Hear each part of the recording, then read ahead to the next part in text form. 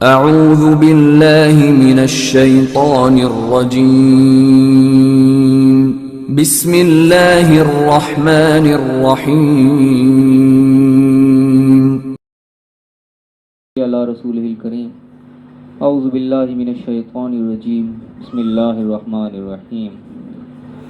سب لوگ دعا پڑھ لیں۔ رب اشرح لی صدری ویسر لی امری واحلل عقدۃ من لسانی یفقہوا قولی۔ آج تاریخ ہے 10 جولائی 2021 اور ہمارا جو 15 روزہ درس ہوتا ہے آج اللہ کے فضل سے اس کا ہم انعقاد کر رہے ہیں، اور سورہ آل عمران ہماری چل رہی ہے، آیت نمبر 63 تک ہم پڑھ چکے ہیں۔ آج انشاءاللہ آیت نمبر ہم 64 سے آگے شروع کرتے ہیں۔ اعوذ باللہ من الشیطان الرجیم بسم اللہ الرحمن الرحیم۔ قل کہہ دو، یا اہل الکتاب تعالوا الی کلمۃ سواء بیننا و بینکم، کہ آؤ ہم اس چیز کے اوپر متفق ہو جائیں اور اس چیز کی طرف ہم آئیں جو ہمارے اور تمہارے درمیان برابر ہے۔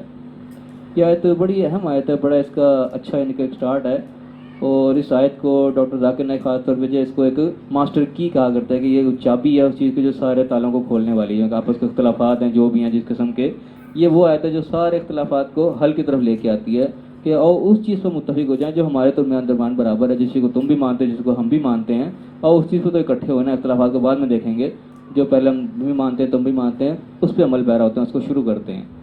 اس میں سب سے پہلی بات کیا آتی ہے کہ اللہ نعبد الا اللہ، کہ ہم اللہ کے سوا کسی کی عبادت نہیں کریں گے۔ سب سے پہلی بات جو سب میں مشترک ہے، سارے اس بات کو مانتے ہیں کہ عبادت جو ہے ایک اللہ کی ہونی چاہیے۔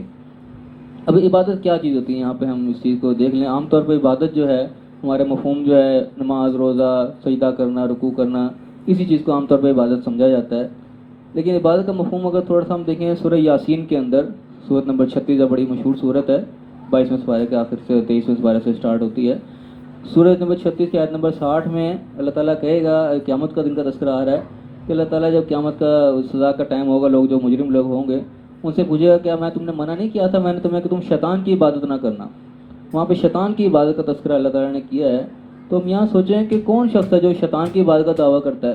کون کہتا ہے کہ میں شیطان کی عبادت کرتا ہوں؟ کوئی شخص ہے ایسا؟ دیکھ لیں، سب سے زیادہ جو عبادت لوگ خدا سمجھتے ہیں ہندو ہیں، سب سے زیادہ بتوں کو بھی پوجتے ہیں، وہ گائے کو بھی اور بندر کو بھی، پتہ نہیں کس کس چیز کو انہوں نے خدا بنایا ہوا ہے، لیکن وہ بھی کبھی یہ نہیں کہیں کہ ہم شیطان کی عبادت کرتے ہیں، ہم شیطان کو سجدہ کرتے ہیں۔ کوئی بھی دنیا میں ایسے لوگ نہیں جو اپنے خدا کو جو یہ کہہ کہ وہ شیطان ہے، میں شیطان کی عبادت کرتا ہوں۔ کیونکہ سورہ یاسین میں اللہ تعالیٰ کہہ رہے کہ میں تمہیں منع نہیں کیا تھا کہ تم شیطان کی عبادت نہ کرنا، یعنی کوئی شیطان کی عبادت کر کے آئے ہوں گے جن کو اللہ تعالیٰ کہہ رہا ہوگا۔ تو یہ غور کی بات ہے، شیطان کی عبادت کس نے کیسے کی؟ تو عبادت کا اصل میں مفہوم یہ ہوتا ہے کہ جس کی تم غلامی کر رہے ہو، جس کی بات کو مان رہے ہو، جس کے حکموں پر تم چل رہے ہو، وہ سمجھو تم اس کی عبادت کر رہے ہو۔ تو لوگ اصل میں جو شیطان کی عبادت کرتے ہیں وہ شیطان کے حکموں پر چل رہے ہوتے ہیں، اس کے پیچھے لگے ہوئے ہوتے ہیں۔ اب ہر شخص جانتا ہے کہ چوری کرنا غلط بات ہے، کسی کو گالی دینا، کسی کو مارنا، کسی کا حق کھا جانا سب بری بات ہے، سب ہر بندہ جانتا ہے، لیکن اس کے باوجود وہ کر رہا ہوتا ہے۔ اس کو معلوم ہے شیطانی کام ہے، اللہ کا کام نہیں ہے۔ ہر بندہ کوئی برے سے برا بھی اس کو ہی پتہ ہوتا ہے کہ کام برا ہے، چوری نہیں کرنی چاہیے، اس کے باوجود وہ کر رہا ہوتا ہے۔ تو وہ اصل میں شیطان کے راستے پہ چل رہا ہے، شیطان کے حکموں پر چل رہا ہوتا ہے، تو انڈائریکٹلی وہ شیطان کی عبادت ہی کر رہا ہوتا ہے۔ اس کے بعد فرمایا کہ ایک بات یہ ہے، ہم کسی کی عبادت نہیں کریں گے اللہ کے سوا، ولا نشرک بہ شیئا، اور کسی کو اس کے ساتھ شریک نہیں کریں گے۔ اب یہاں بھی ایک غور طلب چیز ہے کہ اللہ کہہ رہے ہیں ولا نشرک بہ شیئا، اس کے ساتھ کسی چیز کو شریک نہیں کریں گے۔ یہاں پہ اگر کسی ہستی کی بات ہوتی ہے کسی اور کو خدا بنانے والی، تو یہاں پہ ہونا چاہیے تھا ولا نشرک بہ احدا، کہ ہم کسی کو شریک نہیں کریں گے، وہاں احدا کا لفظ ہونا چاہیے تھا، لیکن یہاں پہ شے کا لفظ ہے، شے چیز، یعنی کسی چیز کو بھی اللہ کے ساتھ ہم شریک نہیں کریں گے۔ چیز کو شریک ہونے سے کیا مراد ہے کہ چیز کیسے شریک ہوتی ہے؟ چیز کو شریک ہونے کی مراد جو کہ میری سمجھ میں آیا اس طریقے سے کہ انسان اللہ کے اوپر توکل چھوڑ کے کسی اور چیز کے اوپر توکل کر لے، کہ مثلا انسان بیمار ہے تو بیمار کے اوپر دوائی پر توکل دے گی، یہ دوائی مجھے شفا دے دے گی۔ دوائی شفا نہیں دے گی، شفا تو ایک سبب ہے جو اللہ نے اسباب بنایا وہ استعمال کرنا ہے، اصل میں شفا اللہ کی طرف سے ہی آنی ہے۔ تو ہمارا اگر تقیہ جو توکل اس چیز کے اوپر ہو گیا، وہ سمجھو کہ اللہ کے ساتھ ہم نے اس کو شریک بنا لیا۔ توکل اللہ بھی ہونا چاہیے، اللہ کے سوا کسی اور ہستی سے توکل ہو گیا کہ یہ ہستی میرے مشکل آسان کر دے گی، یہ میرے کام آ جائے گی، توکل وہ اللہ کے پاس ہونا چاہیے۔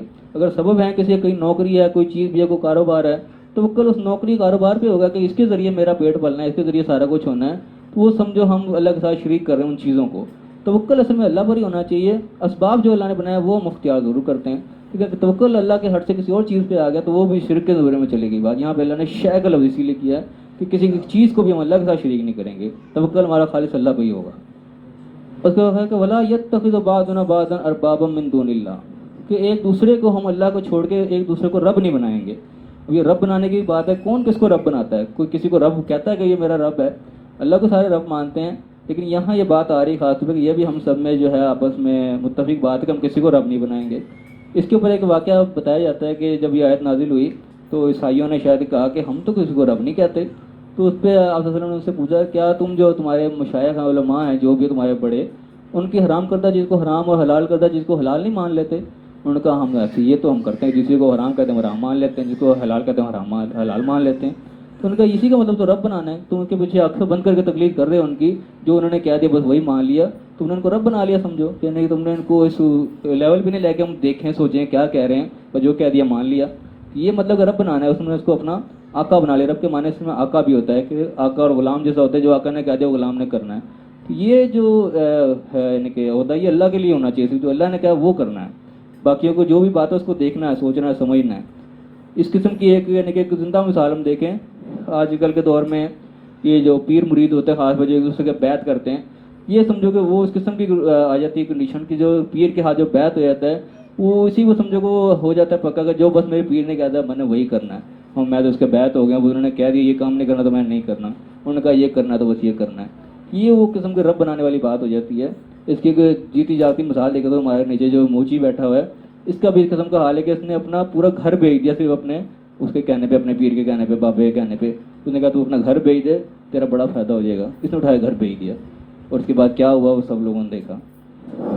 تو یہ اس قسم کے کام ہیں جو کہ اللہ نے منع کیا کہ ہم ایک دوسرے کو اللہ کے سوا رب نہیں بنائیں گے. اور اس وقت میں کہ فَإِن تَوَلَّوْا، اگر یہ منہ موڑ لیں اس چیز سے، فَقُولُوا، تم کہہ دو کہ اشہدوا بِأَنَّا مُسْلِمُونَ، تم گواہ ہو جاؤ کہ ہم تو مسلمان ہیں، ہم تو اللہ کی فرما برداری کرنے والے ہیں. تم گواہ ہو جاؤ، پھر تم جس کی مرضی کرتے رہو، ہم اللہ کی فرما برداری کریں گے. اس کے بعد فرمایا کہ یا اہل الکتاب، اے اہل کتاب. یہ بھی قرآن کا ہے کہ ایک انداز بیان ہے کہ اللہ تعالیٰ جو ہے نا قرآن میں جامع قسم کے الفاظ استعمال کرتا ہے. یا اہل الکتاب کہا گیا، کیا ہے کتاب والوں. اب اس سے مراد عام طور پہ یہودی عیسائی لیے جاتے ہیں، کیونکہ جب قرآن نازل ہو رہا تھا اس کو یہودی عیسائی اپنے آپ کو اہل کتاب کہتے ہیں، ان کے پاس کتابیں تھیں خاص طور کو مانتے تھے.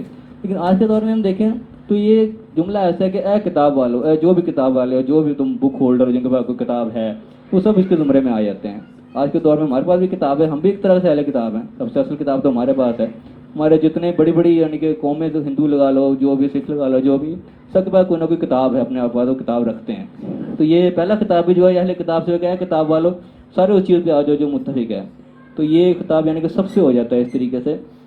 تو پھر یہاں فرمایا کہ یا اہل کتاب ہے کتاب والو، لما تحاجون فی ابراہیم، تم ابراہیم کے بارے میں کیوں جھگڑا کرتے ہو. وما انزلت التوراۃ والانجیل الا من بعدہ، کہ تورات اور انجیل تو نازل ہیں وہ اس کے بعد نازل ہوئی ہیں. یعنی یہودی تھے اور عیسائی بھی یہ ابراہیم السلام کے بارے میں جھگڑا کرتے تھے. کہتے تھے کہ ابراہیم السلام یہودی تھے، جو یہودی اس پہ عمل کرتے تھے. وہ کہتے تھے وہ عیسائی تھے، عیسائی والے چیزوں پر عمل کرتے تھے. وہ اللہ تعالیٰ کہتے تم ابراہیم کے بارے میں کیوں جھگڑ رہے ہو، تورات اور انجیل تو نازل ہی بعد میں ہوئی ہیں. افلا تعقلون، تمہارے میں عقل نہیں ہے، تم اس شخص کے بارے میں لڑ جو اس چیز سے پہلے گزر چکے. تو میں کہا ہاں انتم ہؤلاء حاججتم فیما لکم فیہ علم، کہ تم اس بارے میں تو جھگڑا کرتے تھے جس کے بارے میں تمہارے کچھ نہ کچھ علم ہوتا تھا. فلما تحاجون فیما لیس لکم بہ علم، تم اس بارے میں کیوں جھگڑا جس کے بارے میں تمہیں مطلق علم نہیں ہے، کچھ بارے میں پتہ ہی نہیں ہے. واللہ یعلم وانتم لا تعلمون، اللہ تعالیٰ جانتا ہے تم نہیں جانتے. ایسی بات پہ کیوں جھگڑ رہے ہو، تم بالکل اس کے بارے میں جانتے ہی نہیں سرے سے. میں کہ ماں کانا ابراہیم یہودی ولا نصرانی، کہ ابراہیم نہ یہودی تھے نہ نصرانی تھے. ولکن کانا حنیف مسلمہ، وہ تو ایک حنیف مسلم تھے، بالکل یکتا یکسو مسلمان تھے. یہ یعنی کہ بڑی زبردست آیت ہے. آج کل کے دور میں ہم دیکھیں جتنے ہمارے یہاں فرقے اور جو بھی ہیں اتنی جماعتیں سب اپنا تعلق جو ہے وہ آپ صلی اللہ علیہ وسلم سے جوڑتی ہیں. شیعہ ہیں، سنی ہیں، بریلوی، دیوبندی، جو بھی ہیں وہ اپنی دلیل رسول صلی اللہ علیہ وسلم سے لا رہے ہوتے ہیں، ان کے صحابہ سے ہی لا رہے ہوتے ہیں. تو یہ آج کے دور میں اگر ہم دیکھیں تو یہ آیت یعنی کہ ادھر ہی فٹ آتی ہے کہ آپ صلی اللہ علیہ وسلم نہ کوئی شیعہ تھے نہ سنی تھے، وہ حنیف مسلم ہی تھے. جیسے کہ یہ بتا رہے ہیں یہودی عیسائی اپنا تعلق ابراہیم علیہ السلام سے جوڑتے تھے. تو اللہ نے کہا کہ وہ تو نہ یہودی تھے نہ عیسائی تھے، وہ تو حنیف مسلم تھے. تو یہ آج کے دور میں بھی اس طریقے سے بات فٹ ہوتی ہے کہ ہر جو یہ اپنا جو تعلق نبی سے جوڑ رہا ہوتا ہے، صحابہ سے جوڑ رہا ہوتا ہے، تو یہ بات اس طرح بھی فٹ آتی ہے کہ آپ صلی اللہ علیہ وسلم کوئی شیعہ سنی کوئی دیوبندی بریلوی نہیں تھے، وہ حنیف مسلم ہی تھے اللہ تعالیٰ کے اوپر، یعنی کہ وہ فرما برداری کرنے والے تھے. وما کانا من المشرکین، وہ مشرک بھی نہیں تھے.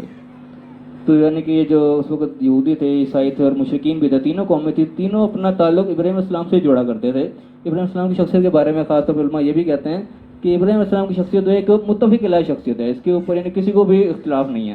بس تو انبیاء بہت سارے گزرے تو، لیکن جو مین جلیل القدر انبیاء کے نام جو مشہور زیادہ چلتے ہیں، آپ صلی اللہ علیہ وسلم کا نام ہو گیا، پھر عیسیٰ علیہ السلام کا ہو گیا، موسیٰ علیہ السلام کا ہو گیا، ابراہیم علیہ السلام کا ہو گیا. تو ان میں ساروں میں زیادہ تر کوئی نہ کوئی قومیں اختلاف کرتی ہیں. آپ صلی اللہ علیہ وسلم کو ہم مانتے ہیں، سب کو مانتے ہیں ہم تو، لیکن عیسائی نہیں مانتے، یہودی نہیں مانتے. عیسیٰ علیہ السلام کو بھی عیسائی مانتے ہیں، یہودی نہیں مانتے. موسیٰ علیہ السلام کو یہودی مان رہے تھے، عیسائی ان کے ساتھ اختلاف کر رہے ہوتے ہیں. لیکن ابراہیم علیہ السلام کی شخصیت ایسی جو سارے اس میں متفق ہیں، سارے ان کو مانتے ہیں، سارے اپنا تعلق انہیں سے جوڑ رہے ہوتے تھے. تو اللہ تعالیٰ نے جواب دیا کہ تم جن کے تعلق جوڑ رہے ہو نہ یہودی تھے نہ عیسائی تھے، وہ مسلمان تھے اور نہ ہی وہ مشرک تھے.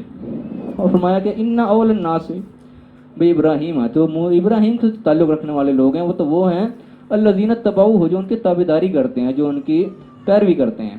تو آج کل کے دور میں بھی یہ ہے کہ سارے اپنا رشتہ نبی سے جوڑ رہے ہوتے ہیں، صحابہ سے جوڑ رہے ہوتے ہیں. ان کے لیے جواب یہ ہے کہ وہ نہ کوئی شیعہ تھے نہ سنی تھے، ان کے ساتھ جو جوڑنے والے وہ ہیں جو ان کی اتباع کریں گے. جو آپ صلی اللہ علیہ وسلم کی پیروی کرے گا ان کا تعلق ان سے ہوگا، خالی نام رکھنے سے کوئی وہ تعلق نہیں جڑے گا.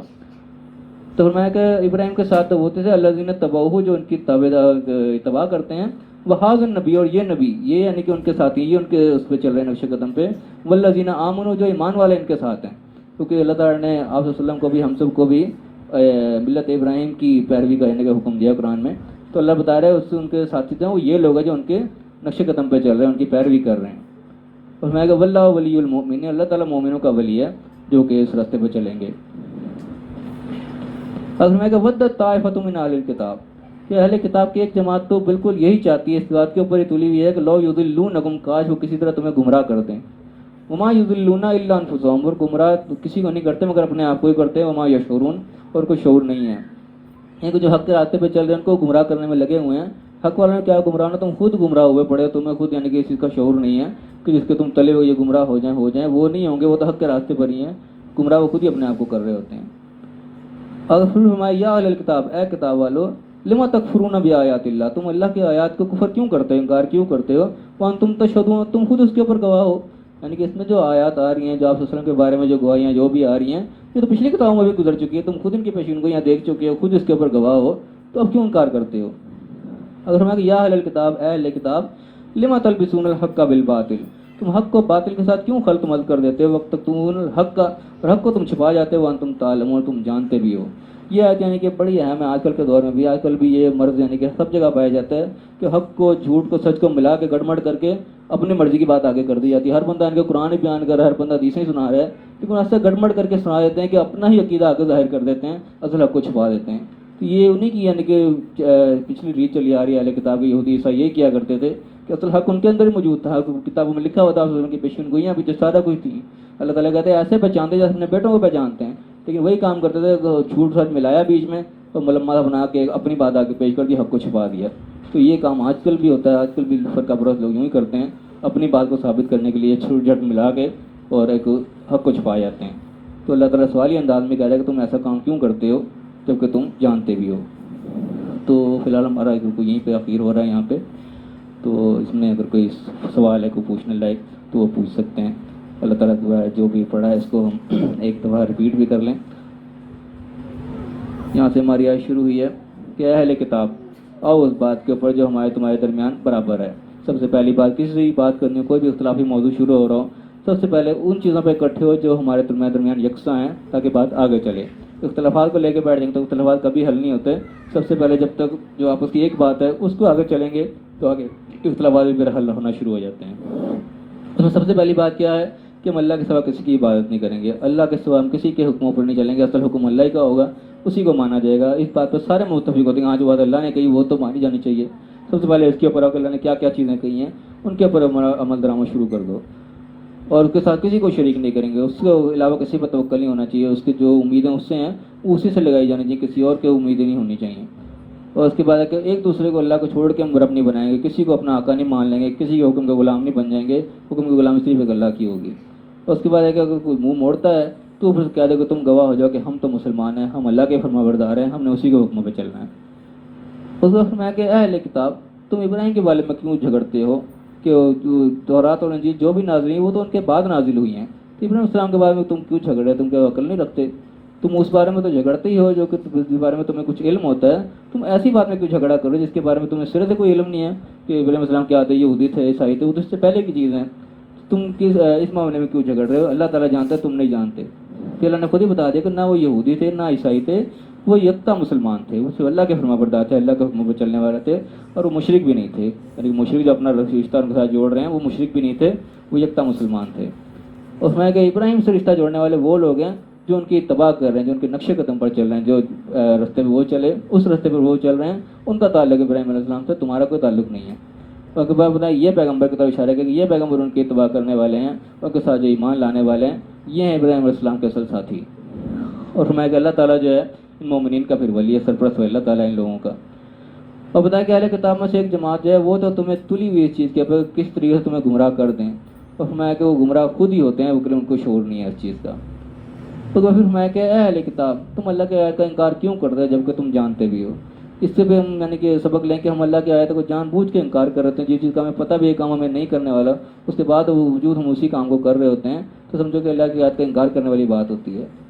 और फिर फरमाया कि अहले किताब तुम हक़ और बातिल को आपस में क्यों खलत मत कर देते हो और हक़ को छिपा जाते हो और तुम जानते भी हो। ये आखिर जो रुकू जो हो रहा है, तो बड़ी अहम बात पे एंड हो रहा है कि असल ये बीमारी जो सब में तकरीबन मुश्तरक पाई जाती है कि झूठ और सच को मिलाते हैं और सच को दबा के अपनी बात को आगे पेश कर देते हैं, झूठ को आगे पेश कर देते हैं। ये बहुत बड़ा मर्ज़ है, अल्लाह ताला इससे हम सबको महफूज फरमाए। तो फ़िलहाल यहीं तक रुकू हमारा ख़त्म हुआ है। तो अल्लाह ताला दुआ है जो भी हक़ बात है अल्लाह ताला हमें सही समझने की, सही अमल करने की तौफ़ीक़ अता फ़रमाए, आगे दूसरे तक पहुँचाने की तौफ़ीक़ अता फ़रमाए। आमीन व आखिर दावाना अल्हम्दुलिल्लाहि रब्बिल आलमीन।